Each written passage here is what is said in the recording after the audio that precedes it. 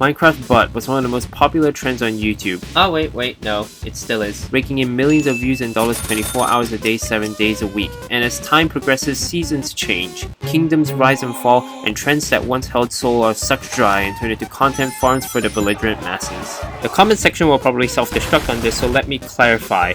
I am not saying that those videos take no effort, and I am not criticizing the content creators for making these kinds of videos, because appeasing children makes a lot of money, and I should know. I'm a Minecraft YouTuber as well. However, I will be talking / complaining about why I feel a lot of what made this trend enjoyable has now been lost. If you disagree with me, I'd love to hear your opinions down below, but don't turn my comment section into Twitter, please. I'd appreciate that. But besides that, enjoy the video. It's mandatory.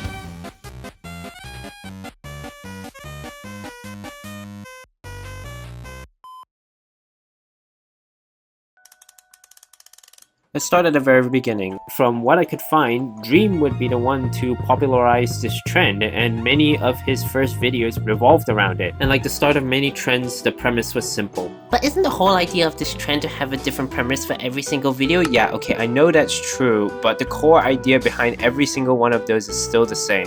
You just needed to change, add, or remove something from the game that will force you to play it very differently. Take this video by GeorgeNotFound, where he and Dream are basically forced to wear an elytra for the entire game.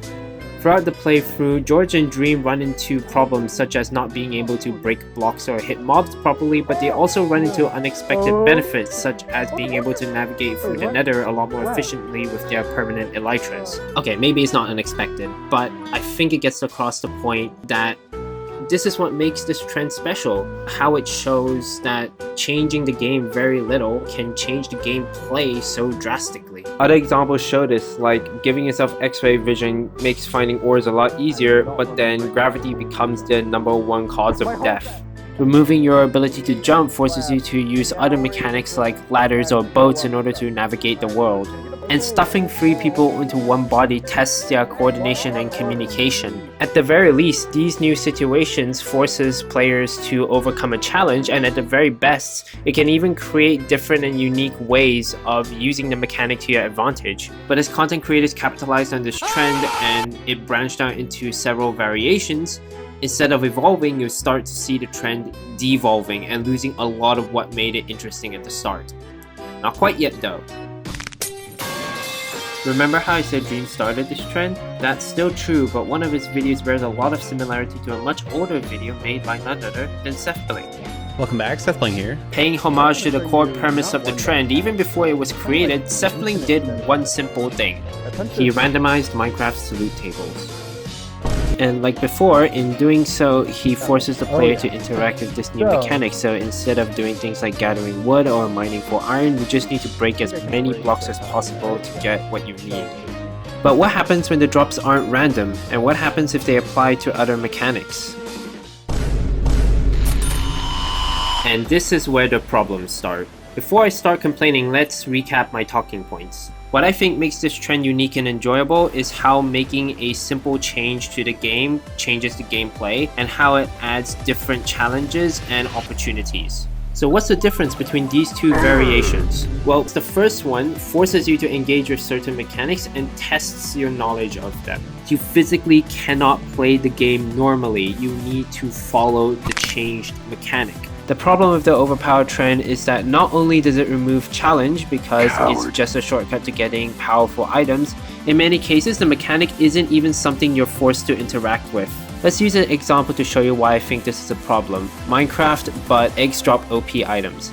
If you play the game normally with the intention of beating the Ender Dragon, you probably wouldn't even touch this mechanic at all. This means that anytime you interact with this mechanic, it feels like you're going out of your way to do it, and this in turn makes the mechanic feel like an extra step from simply giving yourself the items of commands. And even if you tie the rewards to an unavoidable mechanic like walking and force it upon the player, it still removes challenge from the game, and I don't think I need to explain how challenge and conflict are what make video games and stories interesting.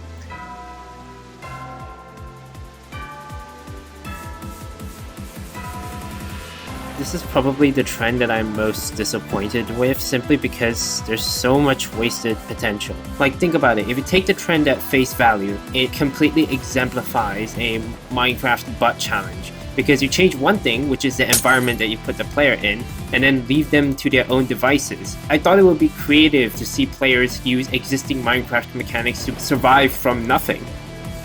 So when the block turned into a plot device and started giving players items, that kind of ruined it for me. While sure, there are still challenges, like the player needing to manage their resources, the fact that the block is programmed to give you certain items makes it feel like there's an intended progression by the map creator for the player.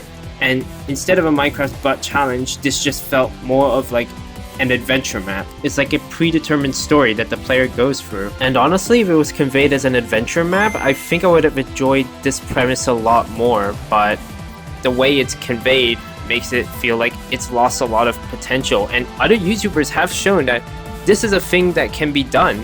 Just take a look at these nuts. Just take a look at these two videos by Jaren about him surviving on a super flat world, and even though those videos are basically him grinding towards a sapling, it still felt so much more interesting to watch. He was forced to be resourceful and use existing mechanics to come up with creative solutions to his problems instead of, I don't know, getting everything from a plot convenient block. Do you see why I'm disappointed with that trend and how I thought it would be so much more? And Jaren's far from the only guy that's done this. Lord John survived on the skyblock map without the chest and the tree. And Mudflap survived on the funny starter chest that you can get from the saplings.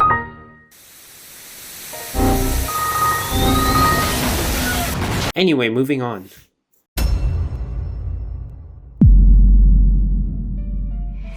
And that brings us to modern videos regarding this trend, which are primarily made by creators like xNestorio and Craftee. No, not Craftee, the other one, the one with 2 E's. These videos are heavily scripted, involve a lot of intended progression, and are basically barely disguised adventure maps. And I feel like what these creators have done is, intentionally or not, replace the meaning of this trend with something else entirely. If you mention this trend to anyone today, they'll probably gravitate towards the more content farmy videos that are being pushed out now than the original premise of the trend, which sucks. And again, I'm not blaming them for doing this, because we've all gotta pay bills. It's just disappointing to see something that once was interesting have everything that made it interesting taken away from it.